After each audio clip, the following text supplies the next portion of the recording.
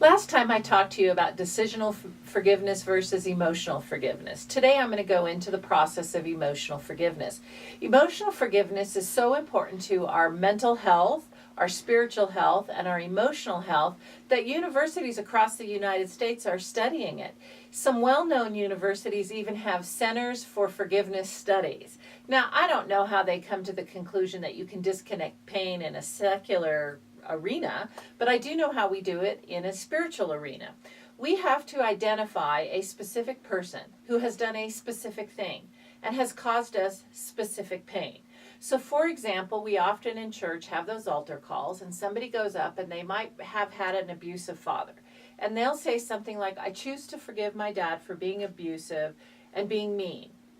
And they sort of stop there. And then they wonder why that didn't disconnect the pain. And it didn't disconnect the pain because it wasn't specific enough, and it didn't connect it to the emotional pain words or how I actually felt about it.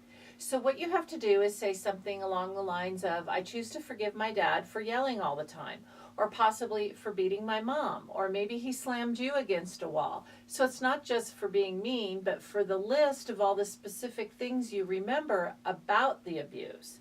Then you have to attach emotional pain words to that. So you might say, well, how do I know what those are? I don't even understand emotional pain. Well, one way you could find out is you could Google a list of emotional pain words, or you could click on the link in our descriptor below and it'll bring up a sheet that has a list of emotional pain words. Now you're breaking your heart pain down into these specifics that were caused. When you do this, you have taken ownership of this bitterness that you have. You're saying, I am acknowledging that I have this. So you're acknowledging the pain that you have, and you're saying, I've got it. You cannot really give Jesus anything you haven't acknowledged that you have. So when you say, I acknowledge that my dad yelling at me caused me to feel this way, you're simply saying, I acknowledge I have that.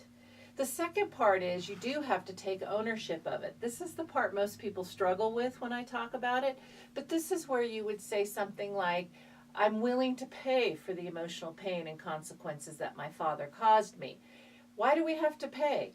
Well, I can't give Jesus anything I don't acknowledge I have. I can't give Jesus anything I haven't paid for myself. So I have to pay for it just like Jesus did, because sin has to be paid for, and Jesus asked us to do everything that he did. Besides, aren't you paying for it every day with that pain that you're feeling throughout your entire being at that cellular level?